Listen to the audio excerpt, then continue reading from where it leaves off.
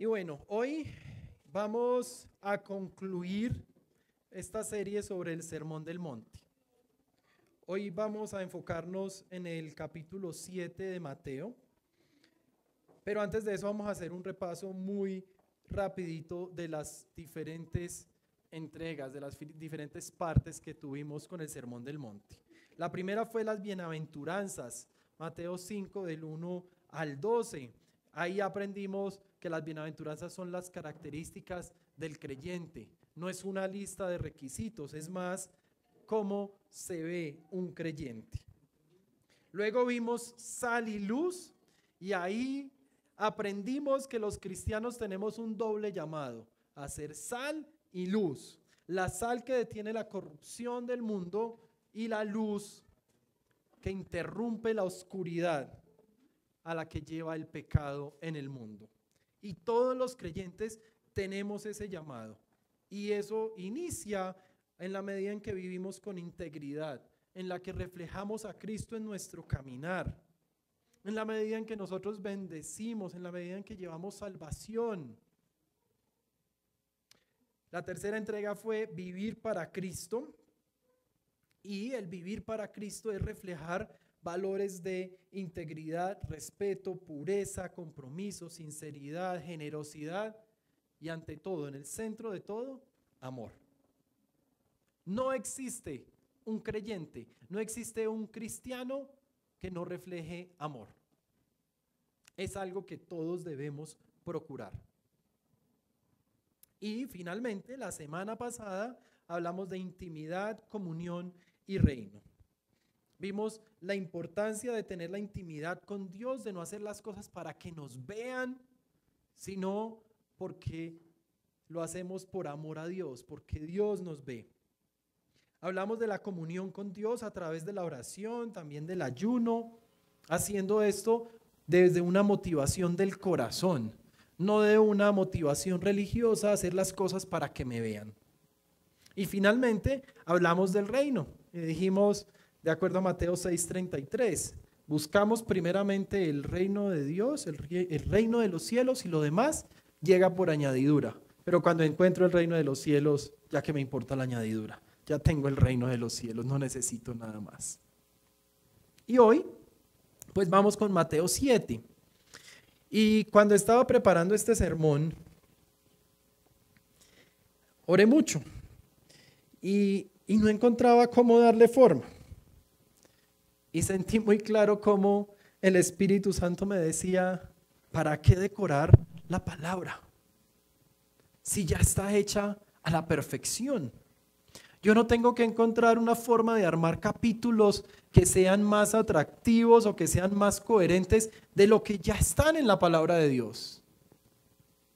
Y entonces hoy vamos a ver Mateo 7 de acuerdo a los capítulos en los que son presentados en la Nueva Versión Internacional. Mateo 7 básicamente son fundamentos de sabiduría. Y con esto vamos a cerrar el Sermón del Monte. Y encontré un teólogo, Robert Jamieson, que lo cito frecuentemente, me gusta mucho sus libros. Él dice en un comentario sobre Mateo 7, él dice, la opinión más sencilla y natural acerca de estos versículos en Mateo 7 es que son enteramente suplementarios. Todas las alternativas de hallar alguna conexión evidente con el contexto anterior son, en mi opinión, forzadas. Es decir, él pasó por lo mismo que yo pasé. ¿Cómo encaja todo esto en el Sermón del Monte? Y él, junto con otros escritores como A.R. Fauser y David Brown, que tienen varios libros juntos ellos, dicen, no hay ninguna conexión. Estos son unos punticos para cerrar el Sermón del Monte que han sido seleccionados por Jesús muy meticulosamente, porque eran situaciones que estaban viviendo en ese momento quienes lo estaban escuchando. Su audiencia estaba pasando por situaciones que él toca en estos 5 puntos. Y si los miramos bien, vamos a darnos cuenta que en la actualidad vivimos esas situaciones.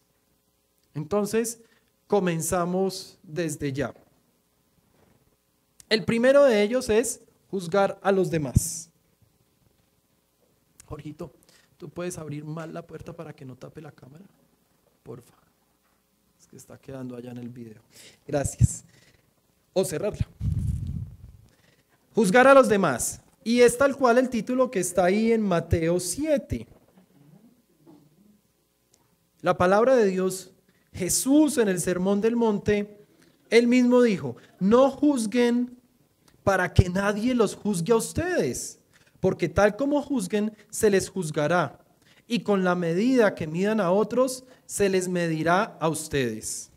¿Por qué te fijas en la astilla que tiene tu hermano en el ojo y no le das importancia a la viga que está en el tuyo? ¿Cómo puedes decirle a tu hermano, déjame sacarte la astilla del ojo, cuando ahí tienes una viga en el tuyo? Hipócrita, saca primero la viga de tu propio ojo, entonces verás con claridad para sacar la astilla del ojo de tu hermano. No den lo sagrado a los perros, no sea que se vuelvan contra ustedes y los despedacen, ni echen sus perlas a los cerdos, no sea que las pisoteen. Y pareciera que el versículo 6 fuera un versículo desconectado, pero no es así. La naturaleza humana pareciera que tuviera una afición por ir y pararse en un tribunal y proclamar justicia de acuerdo a sus propias decisiones y a su propia opinión. Y no sé si haya alguien acá que se escape de eso, pero yo mismo soy culpable. Nos encanta ver a alguien que comete un error y nosotros inmediatamente ponernos toga, ponernos todos los atuendos del juez, conseguir un martillo y decir, qué mal eso que estás haciendo, y he juzgado. Pero pocas veces nos preocupamos por ir al corazón de las personas y preguntar, ¿qué habrá ahí que está llevando a esta persona a decidir así? ¿O cómo formaron a esta persona? ¿O qué enseñanza le dieron? ¿O qué estará atravesando? ¿O cuántas veces ya se le habrán atravesado en el carro que en este momento explotó? ¿O de qué tanto afán irá que se me cortó en la fila? Pero lo primero que hacemos es juzgar a la persona. Es propio de la naturaleza humana. Nosotros tenemos que tener cuidado de esos juicios, basarlos en historias que no están confirmadas, en chismes, en historias ociosas, que de pronto alguien algún día cuente una historia y formar eso como un contexto y asumir que eso es una generalidad y que eso ya define a alguien. Nosotros tenemos que tener cuidado de emitir juicios, mucho más si es adverso, si es contrario a la persona. Es mejor que nos equivoquemos diciendo qué persona tan adorable, aunque la persona realmente no sea así y se esté mostrando adorable, que decir qué persona tan horrible y esa persona lo que está teniendo es un mal día, tal como tú y yo lo hemos tenido. Es importante hacer preguntas. Si escuchamos algo de alguien y no esperábamos esa recomendación, ese comentario, esa sugerencia, haz preguntas. Espérate, ¿a qué te refieres con eso? Porque si nos quedamos con lo que creemos, podemos estar equivocados y nos lleva a juzgar y a hacer daño. Alguna vez alguien me decía, es que una vez uno coge una gallina y la despeluca en la cima de una montaña y las plumas vuelan por todas partes. Tú puedes hacerle la cirugía que quieras, pero el daño nunca va a quedar reparado. Es como cuando tomo una hoja y la arrugo. Puedo hacer lo que quiera, plancharla, cuidarla, consentirla, ponerle perfume, pero la hoja no va a ser igual. No podemos destruir así a las personas que están a nuestro alrededor, al prójimo que Jesús nos pidió que amáramos. Antes de eso, nosotros tenemos que primero examinar, escudriñar nuestro propio corazón, nuestras propias acciones. Me encanta cómo el Salmo 139, los versículos 23 y 24, dice el salmista, examíname, oh Dios, y conoce mi corazón. Pruébame y conoce mis ansiedades. Fíjate si voy por un camino que te ofende y guíame por el camino eterno. Es que en ocasiones nos equivocamos y no nos damos cuenta. Y aquí el salmista le dice, examíname, Dios. ¿Quién soy yo para examinar a alguien más? Hebreos 4:12 dice, sin duda, la palabra de Dios es viva, eficaz y más cortante que espada de dos filos. Penetra hasta lo más profundo del alma y del espíritu, hasta la médula de los huesos, y juzga los pensamientos y las intenciones del corazón. Yo no soy Dios para examinar el corazón, yo no soy la palabra de Dios. Y sacamos versículos de contexto para examinar a otras personas, para emitir juicios. Y Jesús está cerrando este sermón magistral, que ya hemos hablado del Sermón del Monte. Lo está cerrando diciendo, amados, no juzguen a los demás. Y termina con un versículo ahí, esta primera parte, que se ha sacado de contexto diciendo, no den lo sagrado a los perros, de modo despectivo, así como se dirigían al pueblo de Dios en la iglesia primitiva, como los perros. No sea que se vuelvan contra ustedes y los despedacen, ni echen sus perlas a los cerdos, no sea que las pisoteen. Si Dios nos ha dado discernimiento, si nos ha dado la capacidad de discernir entre lo bueno y lo malo, ¿por qué estamos usando ese regalo de Dios? Atributos compartidos con nosotros. ¿Por qué los estamos usando para destrozar a otras personas, desperdiciando esas perlas en los cerdos? Tenemos que tener cuidado del uso que le damos al privilegio de discernir entre lo bueno y lo malo, porque ese privilegio, ese no es un don, es parte de los atributos de Dios que compartió con nosotros. La próxima serie que vamos a ver es los atributos de Dios, ahí vamos a hablar de eso. Esos atributos que Dios ha compartido con nosotros, que nos permiten discernir entre lo bueno y lo malo, los debemos usar para nosotros, para evaluarme a mí mismo, para pedirle a Dios que me evalúe, que me examine, porque yo mismo no lo puedo hacer en totalidad. Y lo hago a la luz de la palabra de Dios. Porque es que la palabra de Dios es viva, eficaz, más cortante que espada de dos filos. Juzga los pensamientos y las intenciones del corazón. ¿No les ha pasado que la gente dice, no, es que me atracaron y el ladrón iba más bien vestido? Pues que yo nunca he visto un ladrón que llegue a tocar en una casa con un carnet que diga, soy ladrón oficial. Fui entrenado en Hierolandia. No, el ladrón no se presenta así. Entonces vemos a alguien bien vestido y se le abre la puerta de la casa y la persona entra. Y ahí estamos juzgando de acuerdo a las apariencias. En cambio vemos a alguien mal vestido, alguien que de pronto ese día no tiene la mejor ropa, alguien que de pronto por allá de niño un accidente se cortó la cara y juzgamos a la persona. Tenemos que cuidarnos de eso, porque cuando juzgamos a los demás es como echarle las perlas a los cerdos. El segundo punto que encontramos acá, dice en la Nueva Versión Internacional el título, pidan, busquen, llamen. Y si yo miro ese título fuera de contexto, me imagino a la persona que tiene algo muy bueno para ofrecer, dice, pero venga, se le tiene, pídalo, ¿qué es lo que está buscando? Jesús no estaba así de desesperado para entregarnos esto tan bueno que nos está entregando. Somos nosotros los que debemos estar desesperados por pedir, buscar, llamar. Señor, Señor. Pero pocas veces lo hacemos. Dice ahí de los versículos 7 al 12. Pidan y se les dará. Busquen y encontrarán. Llamen y se les abrirá. 3 instrucciones con 3 resultados ahí. Porque todo el que pide recibe, el que busca encuentra y al que llama se le abre. ¿Quién de ustedes, si su hijo le pide pan, le da una piedra? ¿O si le pide un pescado, le da una serpiente?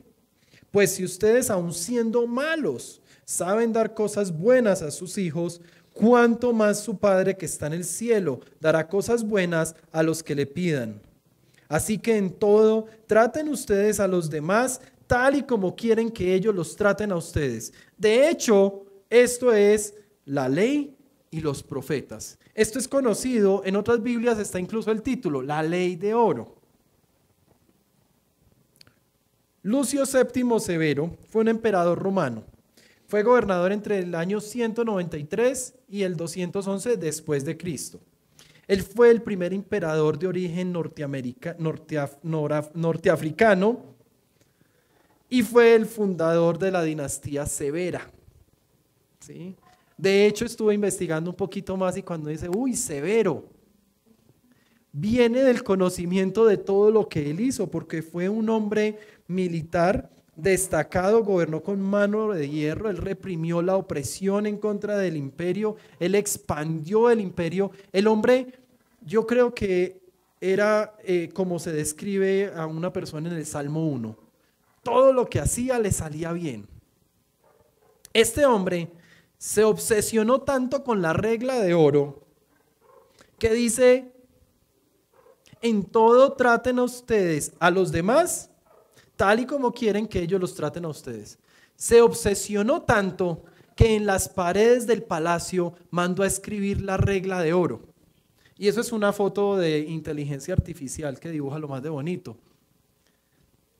Pero así como está ese texto en la parte de atrás, dicen los historiadores que así era su palacio. En diferentes paredes del palacio se podía leer: traten ustedes a los demás tal y como quieren que ellos los traten a ustedes. Pero esto no se lo inventó Severo. Sí es severa frase, pero no es de Severo. Es una frase de Jesús, el severo de severos. En esta parte, Jesús nos está no solamente animando a confiar en Él, a contar con Él. Él nos está diciendo, pidan que les voy a dar. Él nos está diciendo, busquen que van a encontrar. Si yo les digo a ustedes, ok, vamos a buscar un balón que está en este salón. El balón tiene 1,50 m por 1,50 m, es un balón bien grande y está llenitico de oro. Yo miro alrededor, no lo veo. ¿Y quién de ustedes se animaría a buscarlo? Yo no, porque es que no lo veo, yo sé que no lo voy a encontrar. ¿Dónde va a estar? En este salón de 1,50 por 1,50, imposible, acá no está, no lo voy a buscar. Yo no le voy a botar tiempo a algo que sé que va a ser tiempo perdido. Las mujeres que se la pasan buscando el hombre perfecto, no lo van a encontrar. A eso no se refiere Jesús. No lo van a encontrar. Los hombres somos muy imperfectos. Los hombres sí encontramos mujeres perfectas. Gracias a Dios por eso. Pero mujeres, ustedes no lo van a encontrar. Tampoco se conformen con cualquier aparecido por ahí en la esquina. Sí, hay que ponerse también unos retos. Sí, hay que exigir ahí un poquito. Atención las solteras. Las casaditas ya les tocó el que les tocó. Pero, amada iglesia, acá Jesús nos está diciendo, busquen y encontrarán. ¿Busquen qué?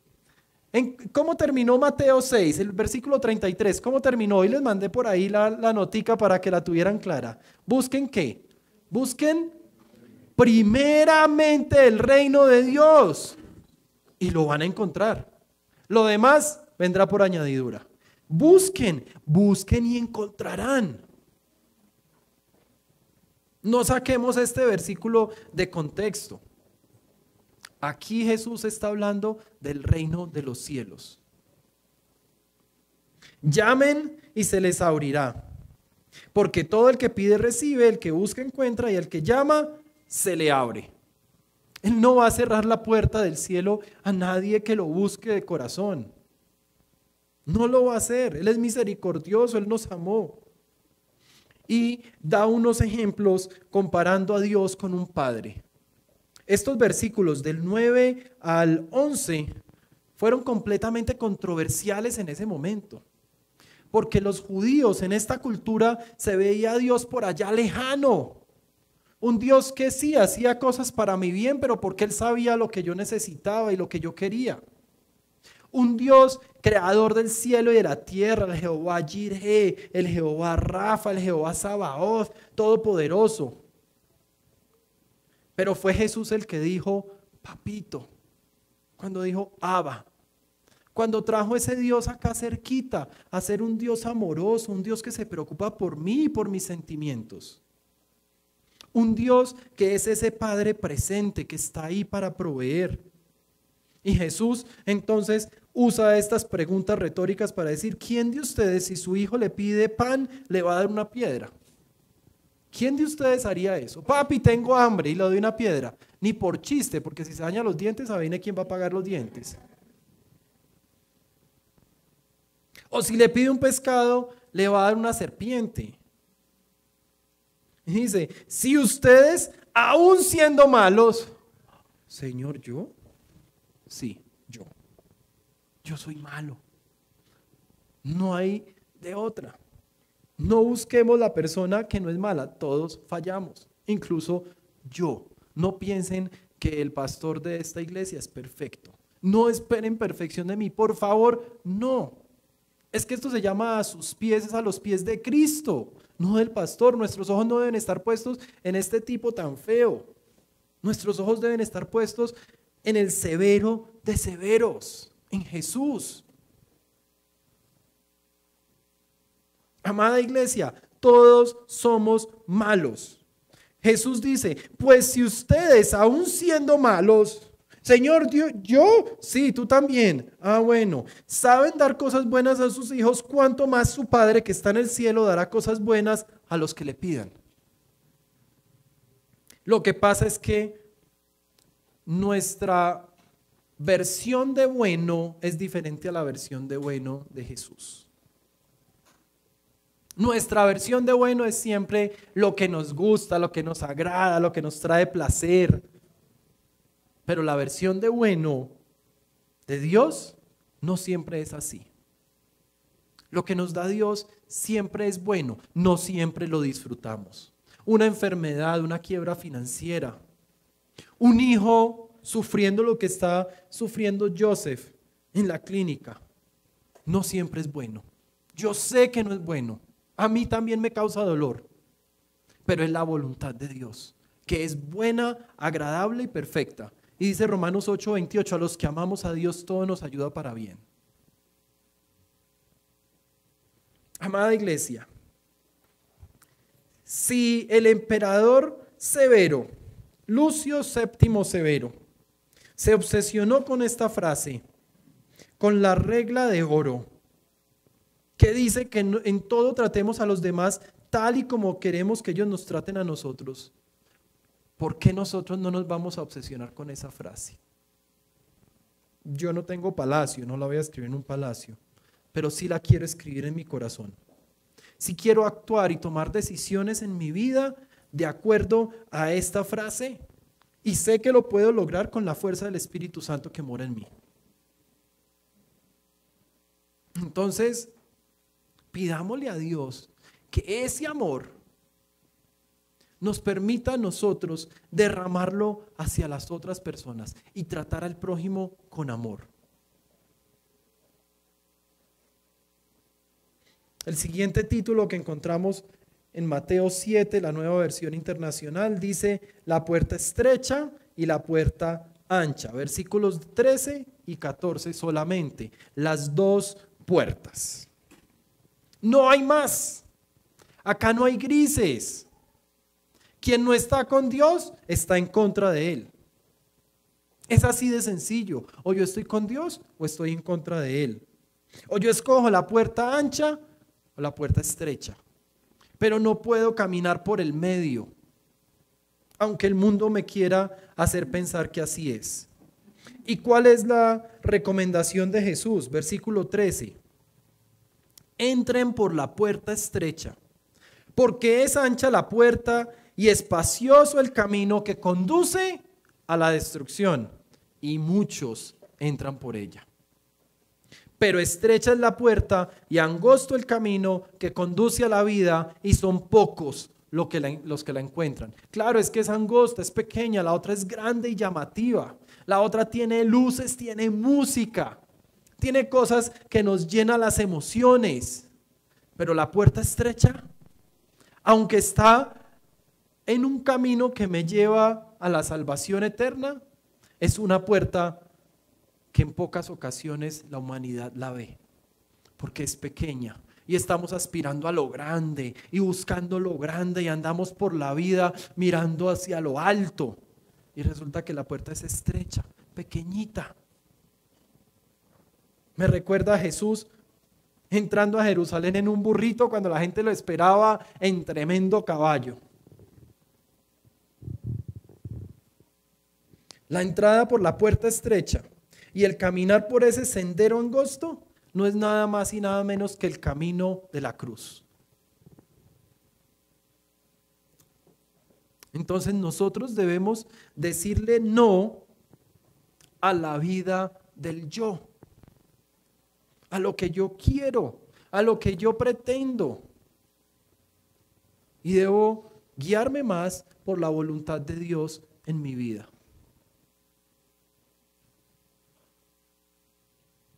Dice Meyer en una Biblia de estudio que usamos los miércoles para el estudio bíblico. Quienes no se conecten los miércoles, no se pierdan ese estudio bíblico. Es solo una horita y es muy chévere. Dice Meyer, el camino de la autocomplacencia comienza en un sendero de flores y termina en un desierto.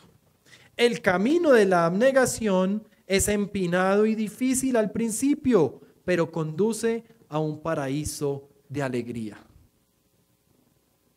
Me encanta cómo él pone estas dos puertas con sus caminos en la perspectiva correcta. El camino de la autocomplacencia. Flores, luces, atractivo, llamativo, huele rico. Esto es lo que yo me merezco. Por esto era que yo venía orando. Pero no identificamos que ese no es el camino que Dios tiene para mí. Mientras que el camino de la abnegación, usando las palabras de Meyer, es empinado y difícil al principio, pero conduce a un paraíso de alegría, literalmente hablando. Increíble que él escribió esto en 1914. La Biblia de estudio, los comentarios que comparto cada miércoles, los escribió Meyer entre 1904 y 1910. Esto lo escribió en 1914. Qué tipo tan acertado. Increíble como la verdad de la palabra de Dios no cambia, permanece.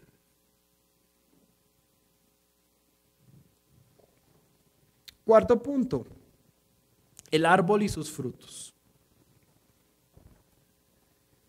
Y empieza Jesús contundentemente acá. Versículo 15. Cuídense de los falsos profetas. Vienen a ustedes disfrazados de ovejas, pero por dentro son lobos feroces. Por sus frutos los conocerán. ¿Acaso se recogen uvas de los espinos o higos de los cardos? Del mismo modo, todo árbol bueno da fruto bueno, pero el árbol malo da fruto malo. Un árbol bueno no puede dar fruto malo y un árbol malo no puede dar fruto bueno. Todo árbol que no da buen fruto se corta y se arroja al fuego, así que por sus frutos los conocerán. No todo el que me dice Señor, Señor, entrará en el reino de los cielos, sino solo el que hace la voluntad de mi Padre que está en el cielo. Muchos me dirán en aquel día, Señor, Señor, ¿no profetizamos en tu nombre y en tu nombre expulsamos demonios e hicimos muchos milagros? Entonces les diré claramente, jamás los conocí, aléjense de mí, hacedores de maldad.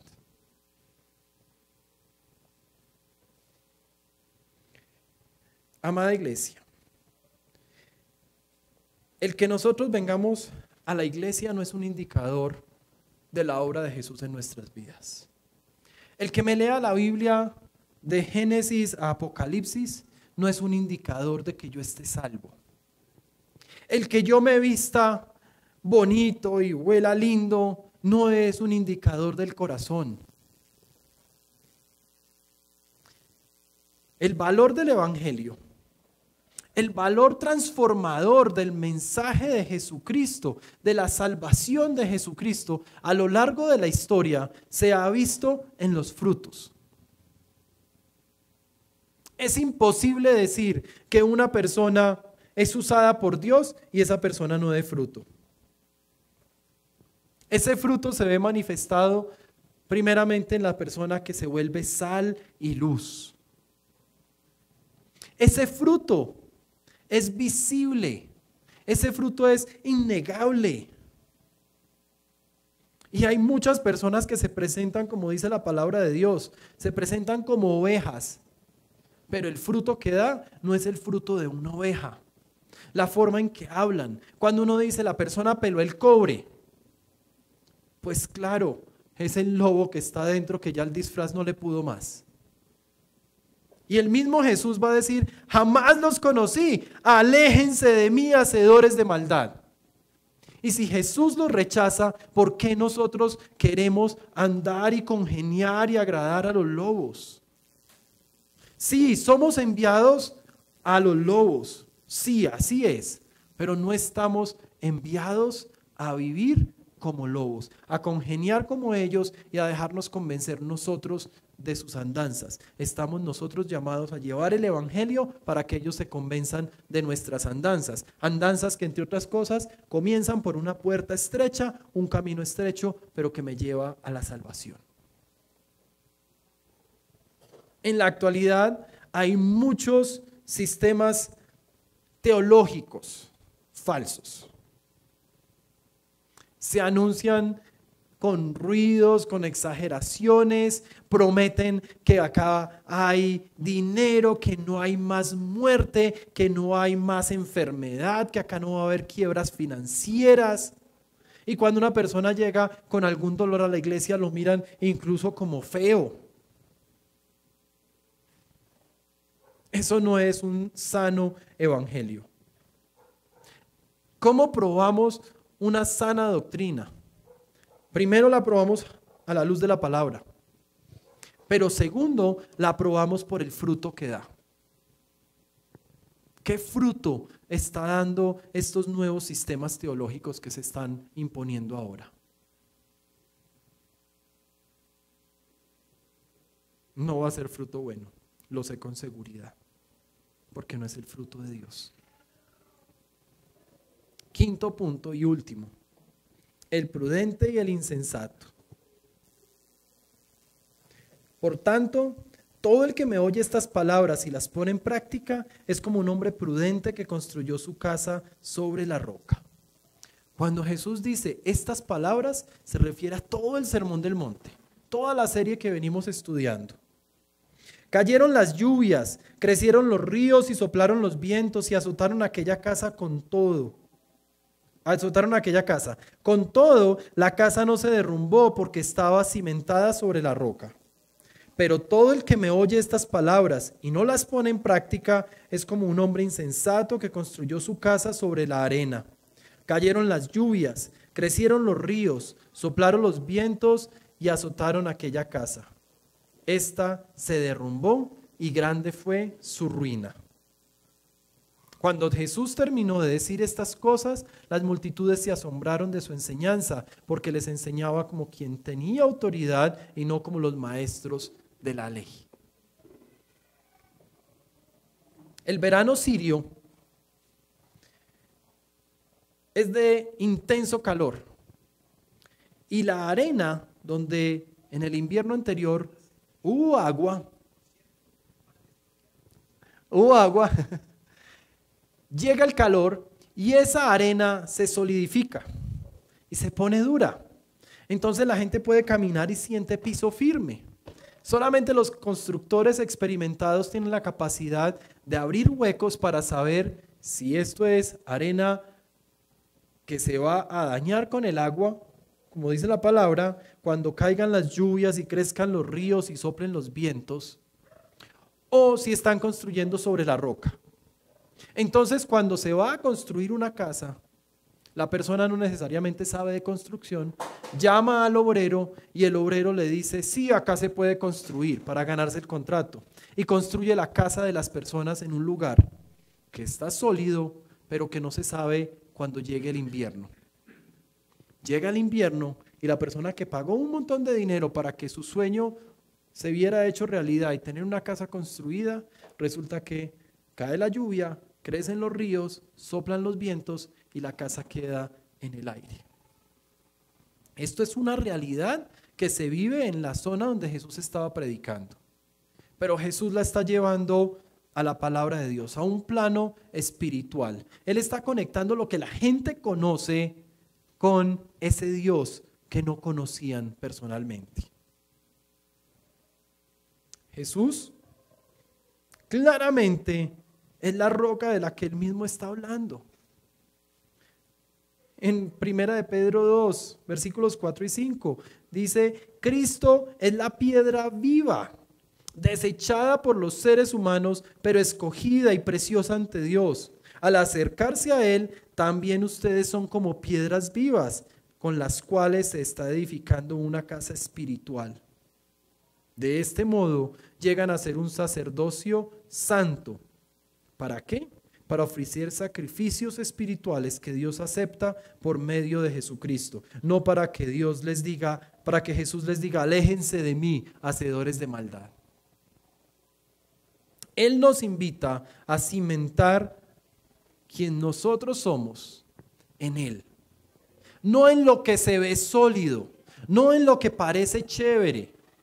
Él nos está invitando a asegurarnos en dónde, en quién estamos cimentando nuestras vidas. Y nos dice, háganlo en la roca, en Él. Entonces, amados, no solo debemos escuchar el Sermón del Monte. La palabra de Dios no es solo para escucharla, la palabra de Dios es para obedecerla. Estamos llamados a vivir nuestra vida en obediencia a Cristo. Estamos llamados a tomar el camino difícil, el camino que es angosto, la puerta estrecha, porque es la única que nos lleva a salvación. Y si hoy nos estamos equivocando y nos estamos desviando, siempre tenemos la oportunidad en Cristo de ser una nueva criatura. Dice su palabra que en Él somos una nueva creación y que el pasado ya no existe más. Es precisamente Jesús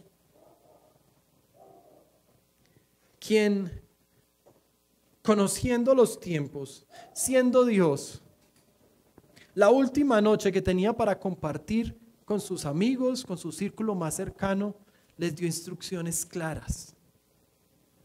Y les dio instrucciones en cuanto a la cena del Señor. Hoy vamos a tomar la cena del Señor. Hoy es un buen momento para comenzar de nuevo. Hoy es un buen momento para recimentar nuestra vida en la roca. La palabra de Dios dice en Lucas 22, si me ayudan llamando a los niños y a las profes, porfa. La palabra de Dios en Lucas 22, versículos del 14 en adelante dice, cuando llegó la hora, Jesús y sus apóstoles se sentaron a la mesa. Entonces Jesús les dijo, he tenido muchísimos deseos de comer esta Pascua con ustedes antes de padecer.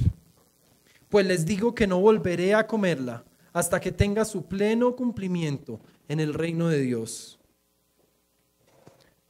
Luego Jesús tomó la copa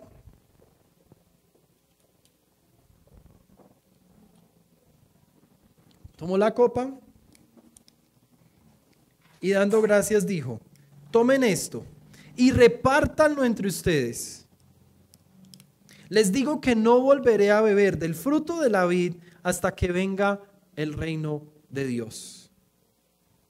También tomó pan y después de dar gracias lo partió y se lo dio a ellos y dijo: esto es mi cuerpo, entregado por ustedes. Hagan esto en memoria de mí.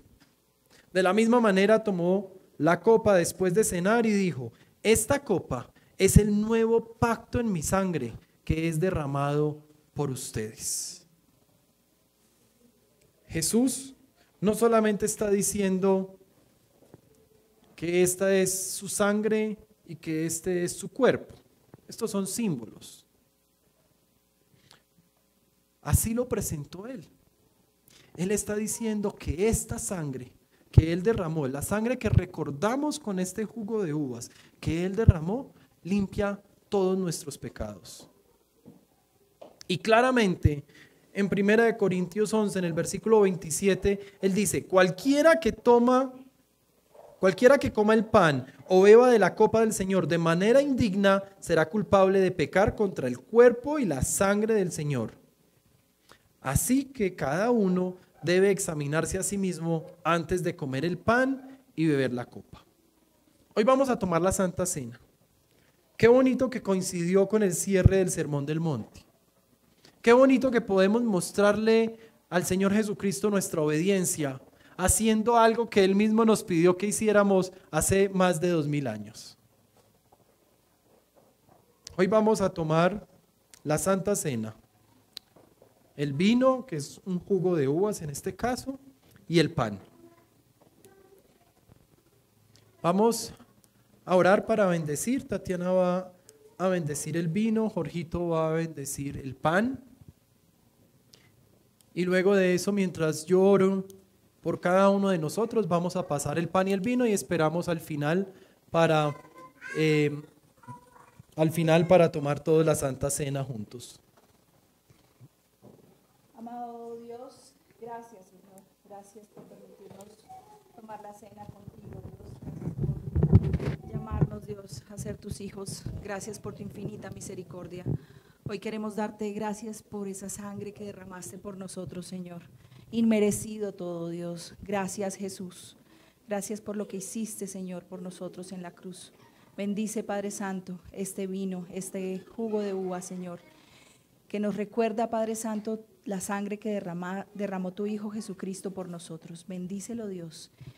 Y en el nombre de Jesús, Padre, queremos entregarte a ti todas esas cosas por las que te hemos fallado, Señor, esos pecados que hemos cometido, Señor. En el nombre de Jesús te pedimos perdón. Perdónanos, Dios.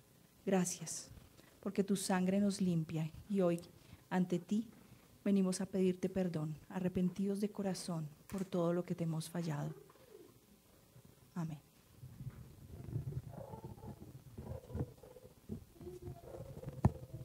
Y Padre, hoy te damos infinitas gracias, Padre, porque estás en medio de nosotros, Señor. Esta es tu iglesia, Señor. Y como tu iglesia venimos hoy delante tuyo, Señor, pidiéndote perdón por cada una de las cosas que hemos hecho, Señor, que no te ha reflejado a ti. Por cada vez que hemos juzgado a alguien, por cada vez que hemos hecho lo incorrecto delante tuyo, Señor, y delante de los demás, Señor. Señor, hoy venimos, Señor, pidiéndote, Señor, para que este pan que vamos a comer, Señor, sea ese cuerpo vivo, Señor.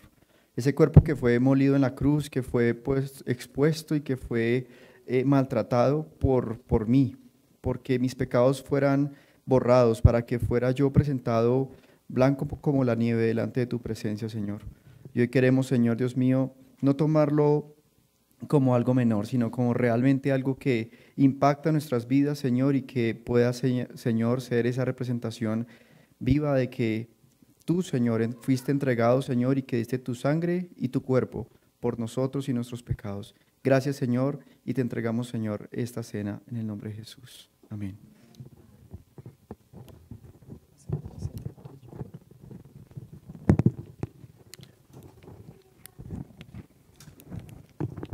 Padre Todopoderoso, te damos muchas gracias por tu palabra. Te damos muchas gracias, Señor, por hablarnos tan claramente en nuestras vidas. Señor, yo te quiero pedir que como iglesia hoy, juntos delante de ti, podamos tomar la cena de manera digna. Yo te pido, Señor, que tú escuches nuestra oración de arrepentimiento. Padre, que tú nos ayudes a perdonar a esos que nos han ofendido, para nosotros poder ser también perdonados por ti. Yo te pido, mi Señor y Dios, que hoy cada uno de nosotros pueda tomar esta santa cena, sabiendo la importancia y la solemnidad de esto que tú mismo has establecido y que nos has pedido que lo hagamos. Señor, te pedimos perdón porque te fallamos momento a momento. Señor, te pedimos perdón porque en ocasiones, aún quedándonos callados, pecamos. Señor, a veces no hacemos lo que tenemos que hacer y hacemos lo que no debemos hacer. Perdónanos, Dios, porque con todo lo que hiciste por nosotros, con todo lo que estás haciendo y con todo lo que harás por nosotros, y te seguimos fallando. Ayúdanos a caminar nuestra vida cada vez más como tú esperas que caminemos. Ayúdanos, Señor, a cada día más reflejar tu carácter en nosotros. Ayúdanos a amar al prójimo, amar incluso a nuestros enemigos. Padre, ayúdanos porque no somos capaces. Te necesitamos y dependemos de ti, Señor. Hoy, Dios, te pedimos perdón por cada uno de esos pecados que hemos cometido. Y te pedimos que tomes como un sacrificio este arrepentimiento, aunque tú ya hiciste el sacrificio por nosotros. Lo único que tenemos que hacer es aceptar ese sacrificio que hiciste en la cruz. Y Señor, permite que en la medida en que estamos tomando la Santa Cena, nosotros podamos recordar, que no perdamos de nuestras mentes lo importante de este acto que estamos haciendo hoy. Padre Santo, te oramos en el nombre de tu Hijo amado, quien entregó su sangre y su cuerpo por nosotros. Amén y amén. Podemos tomar la cena, amada iglesia.